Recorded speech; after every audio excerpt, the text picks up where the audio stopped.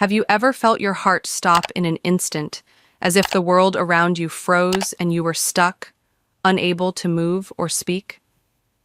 That's exactly how I felt when I looked down at my phone and saw Ethan's name flashing across the screen. My mind raced with 1,000 thoughts. What could it be this time? A casual check-in, a quick, "I miss you" from across the miles? But nothing could have prepared me for what I heard when I stepped out into the hallway to take the call. His voice came through cold, almost smug. "Violet, I'm divorcing you," Ethan said, his tone casual, like he was telling me about a sale he made at work. "I've already sold the apartment, so you'll need to figure out where you're going to live. Enjoy that." My breath caught in my chest, the words sinking in slower than I could process. Sold the apartment? The place we built together? The home I had poured so much of myself into? The audacity of it all hit me like a slap to the face, but I couldn't let him see my shock. I didn't give him the satisfaction.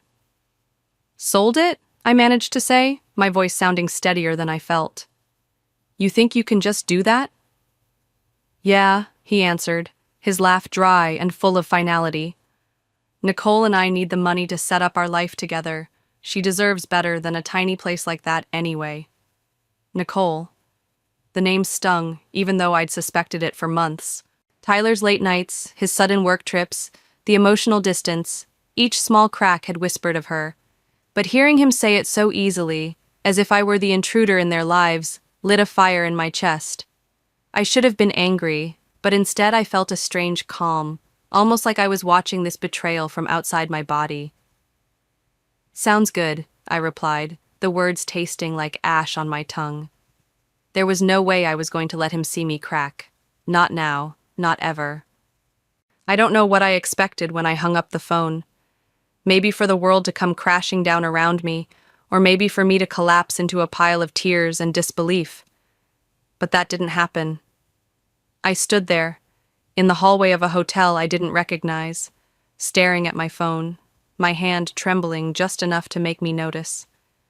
The tears didn't come, but the anger, the betrayal, they were there. They settled like a thick fog in my chest, suffocating every inch of calm I had left. I thought about everything, our 6 years together, the life we'd built. I'd trusted him. I had put my faith into this marriage, into us. We'd bought that apartment together. It wasn't just a place to live, it was the symbol of everything we had achieved. At least, that's what I thought. But I had missed something, hadn't I? His dismissiveness when I asked about finances, his charming smile whenever I questioned him. I had always believed in his confidence. Now I saw it for what it was, his ability to manipulate me into believing I didn't need to know the details. And how had I not seen it? How had I not realized that every time I was uncertain, he was getting away with everything? The day passed in a blur of client meetings, nodding and agreeing, and pretending to care while my mind raced. Ethan thought he had won, that he had already secured the apartment, taken everything we had built, and left me scrambling. But he was wrong. There was one detail he had missed: the apartment deed. I remembered that one quiet moment months ago when we refinanced. Ethan had signed the papers without a second thought, too focused on the lower interest rate to notice the fine print. I had transferred the deed into my name. I didn't make a big deal of it at the time. I just knew it would give me more control down the line. Ethan never cared enough to ask about the details. Now, I was about to turn that oversight into my weapon. For the first time since that phone call, I felt a sense of control. It wasn't about revenge. It was about taking back what was mine. Ethan thought he could outsmart me.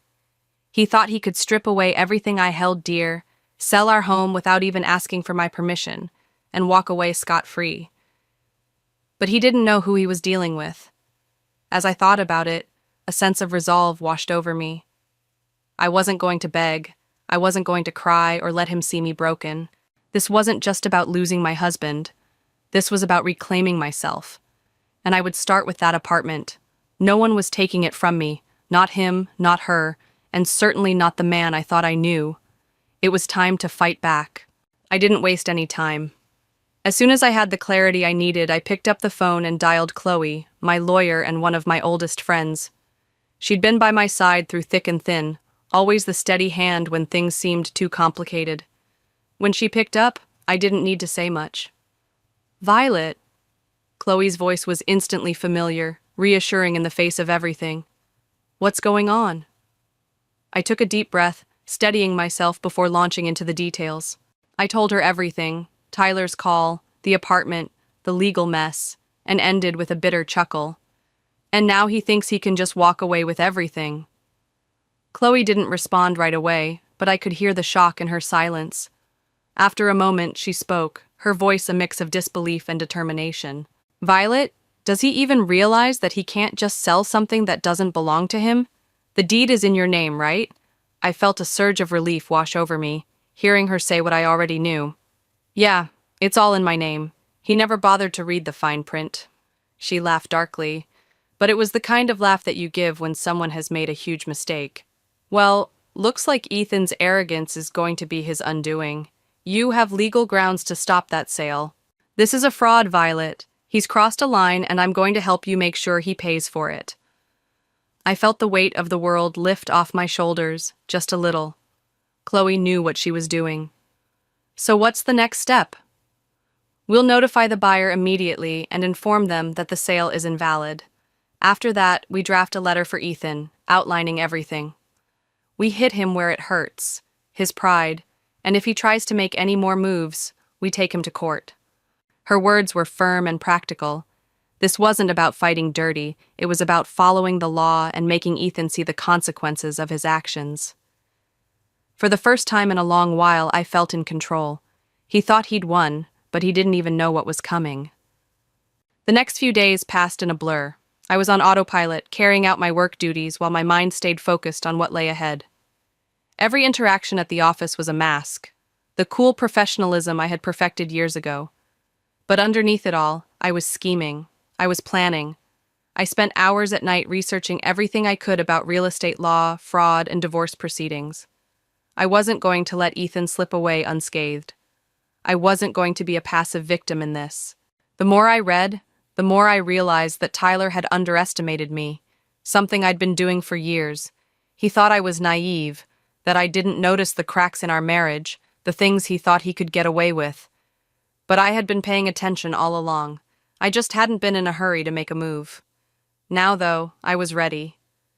I called Chloe again, keeping her updated on my progress. She reassured me that everything was moving smoothly on her end. The buyer had been shocked but was cooperating, and all the necessary paperwork would be drafted soon.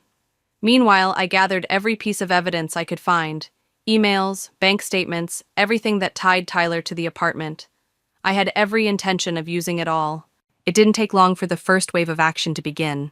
The letter from Chloe went out to Ethan's email, explaining in no uncertain terms that the apartment sale was invalid, and that he could face charges for fraud if he didn't return the money. I read the letter several times, savoring every word, every reminder of his mistake. The satisfaction was fleeting, though. Tyler hadn't responded yet, and I knew it was only a matter of time before he exploded. The waiting was nerve-wracking. My stomach was in knots every time I checked my email, half expecting some angry rant from him or a desperate plea to talk things over. But nothing came. I wanted to think that maybe he was already starting to understand the gravity of the situation, but part of me knew better. He was too proud, too smug to admit he had made a misstep. He didn't think I would fight back. He thought he could walk away from this with everything and leave me to pick up the pieces. But he was wrong. When I finally sat back, allowing myself a moment to breathe, I realized something important. This wasn't just about the apartment or the money. This was about me, about taking back what I had let slip away for too long. It was about standing up for myself and refusing to be a doormat anymore.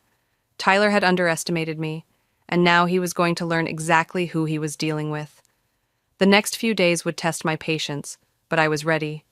Ethan had made his move, and now it was my turn. It had been days since I last spoke to Ethan.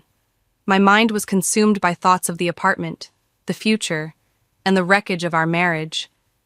When I finally boarded the plane home, the weight of the past few days settled onto my shoulders.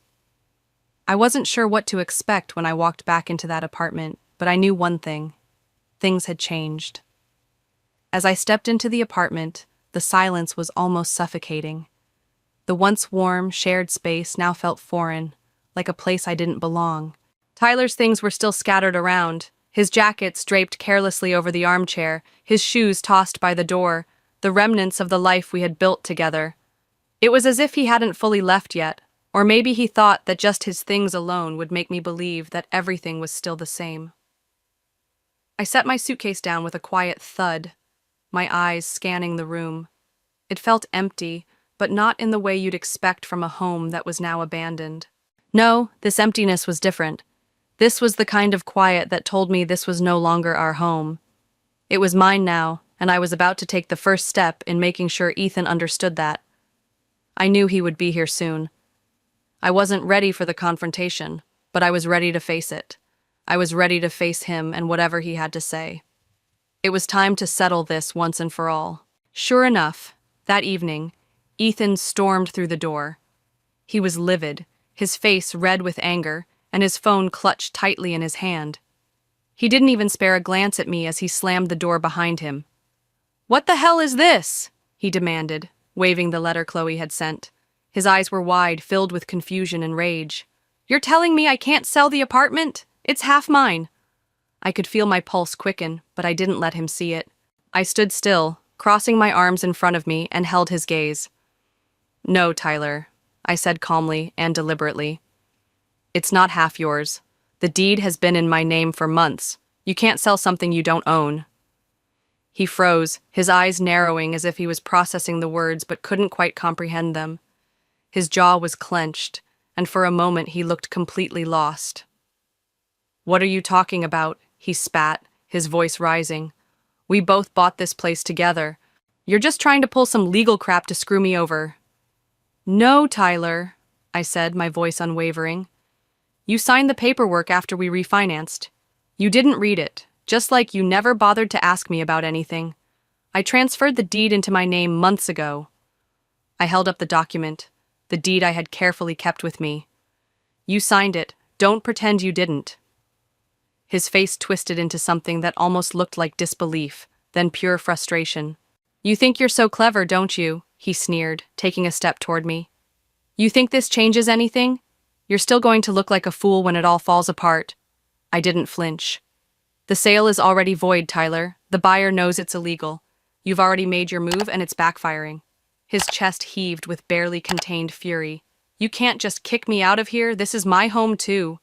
I tilted my head, looking at him coolly. "No, Tyler, this is my home.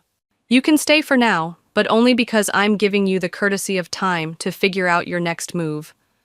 But let me be clear, I'm not going anywhere." He stood there, trembling with rage, searching for something to say, some way to take control again. But he knew, deep down, that I was in control now. Over the next few days, I watched as Tyler's arrogance slowly crumbled. At first, he tried to bargain. He left me countless frantic voicemails, his words alternating between desperate pleas and thinly veiled threats. "Violet, please, just talk to me. I don't want this to be the way it ends. We can work it out." His voice cracked with guilt at times, at other times dripping with entitlement. He even tried calling me, begging for another chance, his words faltering as he heard the indifference in my voice. But I didn't respond. I couldn't afford to. If I let him back in, even just a little, it would undo everything I had worked for in the past few days. I wasn't going to let him manipulate me again, not after everything. The voicemail messages kept coming, each more pathetic than the last. "You're going to ruin me, Violet. Please, I'm sorry. I made a mistake. Can we just talk about this?" The desperation in his voice was something I had never heard before. It felt almost satisfying, almost like he was finally feeling the weight of what he'd done to me. But still, I didn't reply. Chloe was working behind the scenes, making sure every legal detail was in order. The buyer had rescinded the sale, furious at Ethan for trying to sell them something that didn't belong to him. I could practically hear the satisfaction in Chloe's voice when she told me, "He has no leverage left, Violet. We've got him cornered. If he's smart, he'll sign those divorce papers quickly. The sooner he does, the sooner you both move on. It was hard to believe it was all coming together. After months of feeling powerless, I was finally on the verge of winning. It wasn't just about the apartment or the money anymore. It was about reclaiming myself. I had allowed myself to be manipulated for too long, but not anymore. When the day came for the final confrontation, when Ethan walked in looking like a man who had finally realized the depth of his mistakes, I was ready. The battle wasn't over yet, but it would be soon. A few days later, Chloe called me with an update. Her voice was brisk and professional, but I could sense the undercurrent of satisfaction. "Violet, the buyer is on our side. They've agreed to back us up, which makes our case stronger. They're furious about being scammed by Ethan. They're ready to help with whatever we need, including taking legal action if he doesn't return the money." I leaned back in my chair, absorbing the news. The sense of victory was beginning to sink in, though it still felt surreal. Ethan had tried to play me for a fool, but it was clear now that he was the one in trouble. "So, what's next?" I asked, my voice steady. "Next, we send Ethan a formal notice that the sale is void," Chloe explained. "We'll also outline the fraud charges he could face.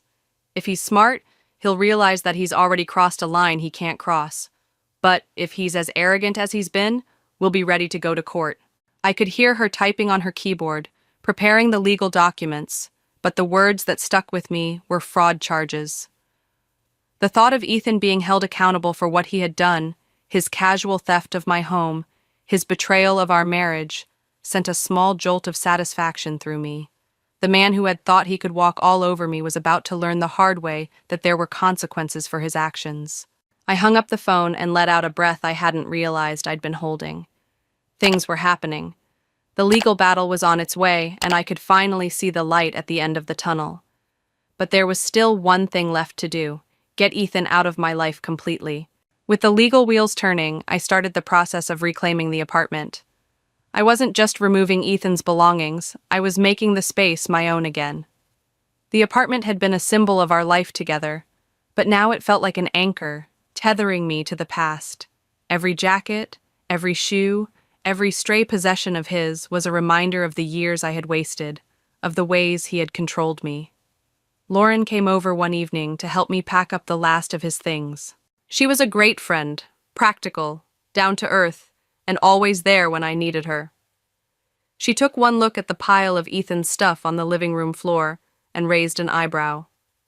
"How's he taking all this?" she asked, tossing a few of his ties into the box with a little too much enthusiasm. I laughed despite myself. "Not well. He's still convinced he can talk his way out of it, but I'm not budging." "Good," Lauren said, a hint of a smile playing on her lips. "He doesn't deserve a single inch of your space or your time." Her words hit me harder than I expected. I hadn't realized how much of my emotional energy I had been giving to him, how much space he had taken up in my life, even when he wasn't physically present. Now, as I watched Lauren carefully pack up his things, I felt the weight begin to lift. Every box I filled was another step toward freedom. When we finished, the apartment felt emptier, but it was a good emptiness. The air felt lighter and cleaner. It was as if the space had been reclaimed, not just physically, but emotionally. I could almost breathe again. Over the next few days, the phone calls from Ethan grew more frequent. His messages had gone from angry threats to desperate pleas, and now they were full of guilt. "Violet, please, I made a mistake. I didn't mean to hurt you. Can we at least talk?" The first few times, I deleted the messages without listening. There was nothing left to say. I wasn't going to listen to him beg, not after everything he'd done. But then the messages started to get more intense. "You're going to ruin me, Violet. Please. I'll lose everything. Don't do this." The guilt-tripping was classic Ethan. He always thought he could manipulate me, make me feel sorry for him, and make me doubt myself. But this time, I wasn't buying it. This time, I had the upper hand. I had everything I needed to make sure he faced the consequences, and I wasn't going to let him talk his way out of it. I didn't reply to him, not once. There was nothing left to say.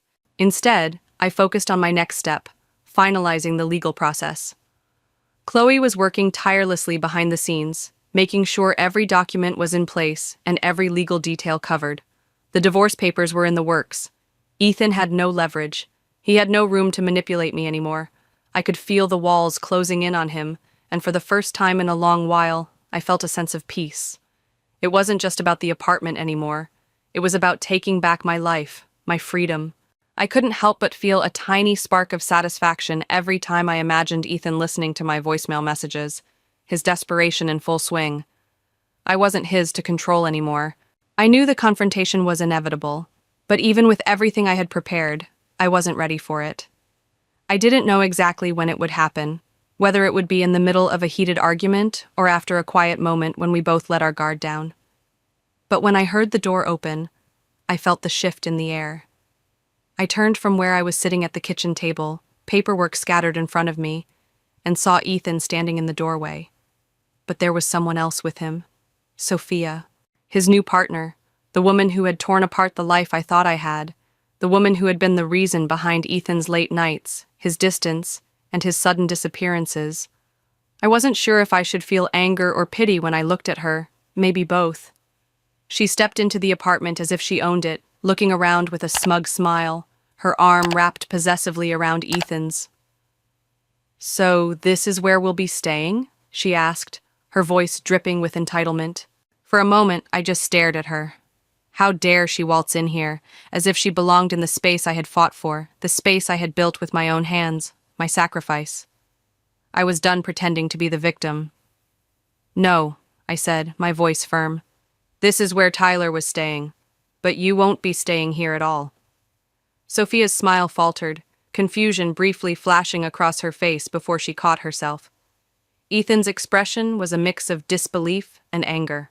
He stepped forward, trying to assert some form of control, but I didn't let him. This was my moment.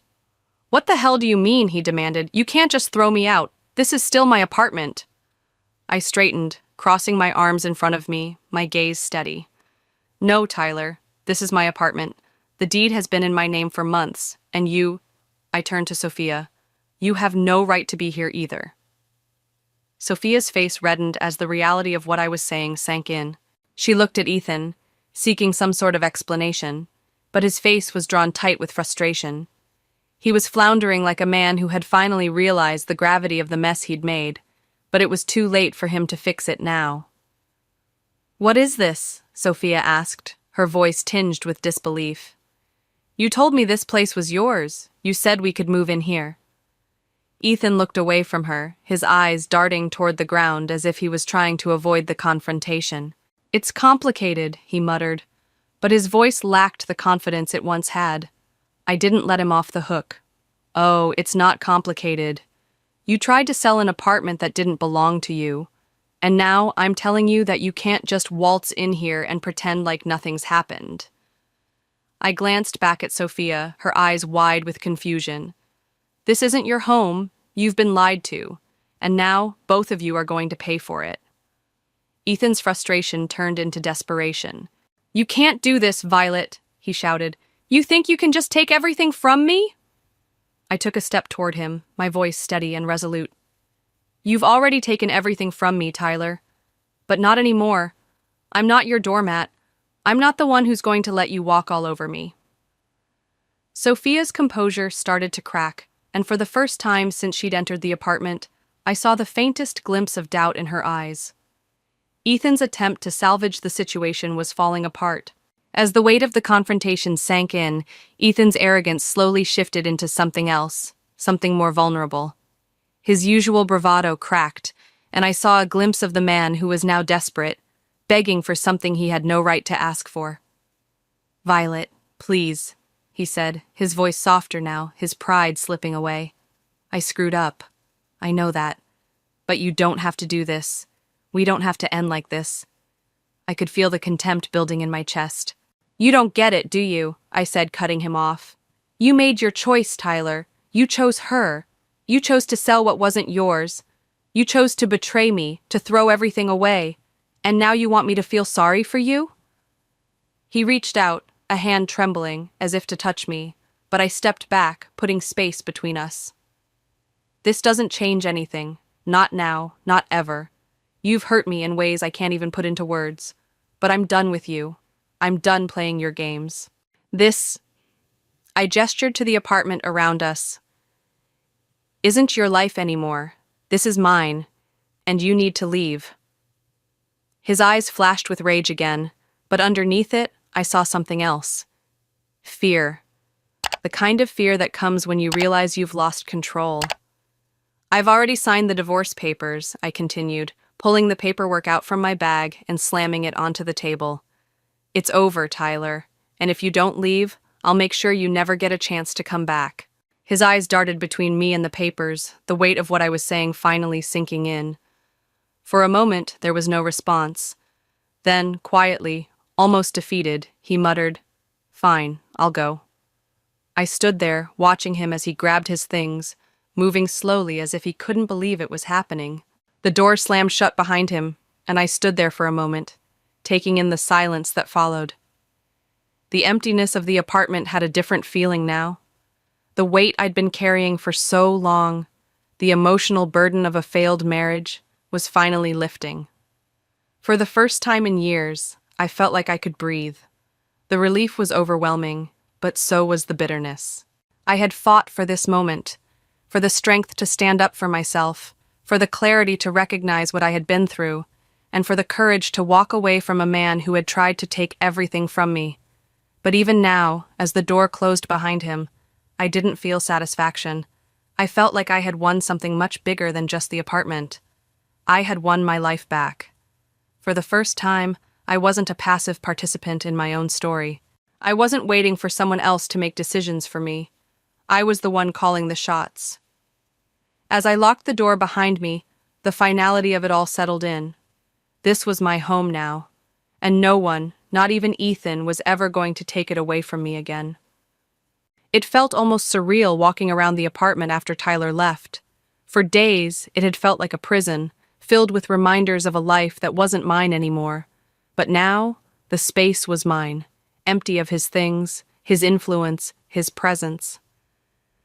I moved through each room, touching the furniture and rearranging small details that had once been his, and now felt like pieces of my own story. I picked up the last of his things, his books, his DVDs, his jacket that still hung over the back of the chair, and placed them in a box near the door. Each object was another small victory, another step in erasing the past and making room for something new. The apartment felt lighter. It was strange, almost like I could feel the energy of the space shift as I moved through it. The rooms were quieter, but not in the suffocating way they had been when he was still here. It was a peaceful quiet now, one where I could think clearly without the weight of his expectations, his anger, his disappointment pressing down on me. I spent hours rearranging the furniture, placing my favorite books on the shelves, and hanging the artwork I had always loved but never dared to put up before. As I did, I thought about how far I had come. A year ago, I wouldn't have dreamed of standing here, owning my choices, owning my space. But now, I was living proof of how much I had grown. Chloe called later that evening with an update on the legal proceedings. "He signed the divorce papers, Violet," she said, her tone both professional and relieved. "It's official. You're free." I stood still for a moment, letting her words sink in. Free. It was such a simple word, but it carried so much weight. For the first time, I realized how trapped I had been. Trapped in a marriage that no longer worked. Trapped in my fears and insecurities. Trapped by the image of what I thought my life was supposed to be. But now, I wasn't trapped anymore. "I can't believe it," I whispered, a small laugh escaping me. "It's over." "Of course it is," Chloe said, as if it had been inevitable all along. "You fought for this. You've earned it." I smiled, looking around at the apartment that was now mine, feeling the deep satisfaction that came with knowing I had taken control. This wasn't just about the house or the legal battle. This was about the life I was building. Later that evening, Lauren came over with takeout, a bottle of wine, and a huge smile on her face. She didn't say anything at first, just handed me a glass of wine and took a seat on the couch beside me. We clinked our glasses together, the sound of it crisp and final.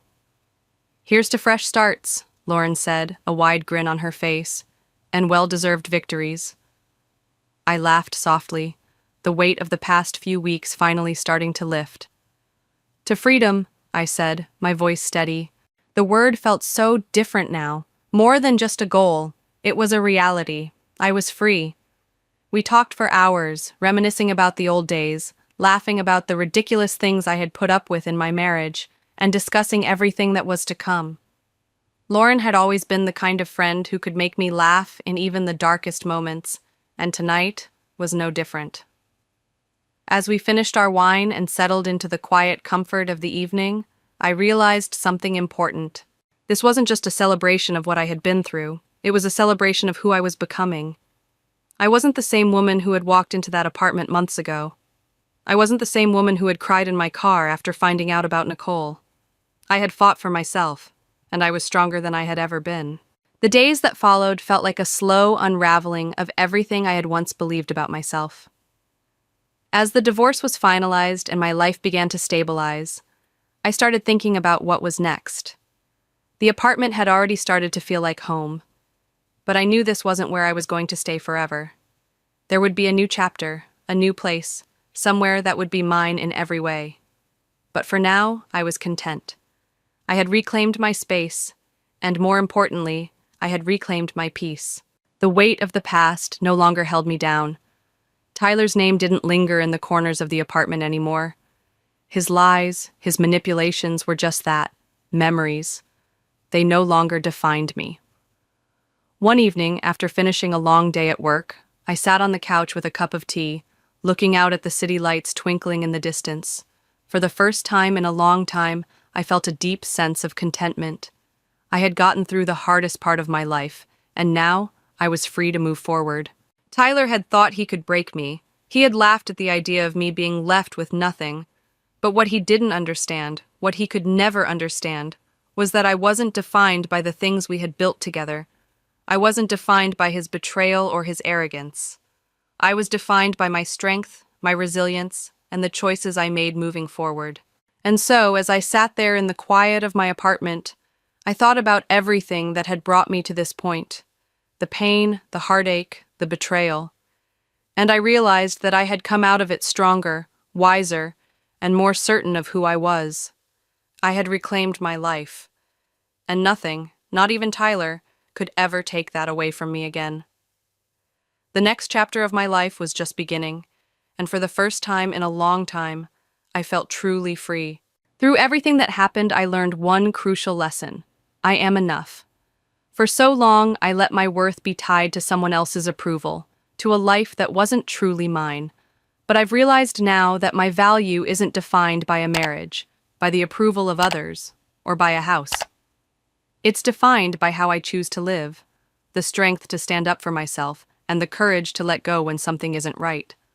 I've learned that no one can take away my power unless I let them. And I'll never let that happen again.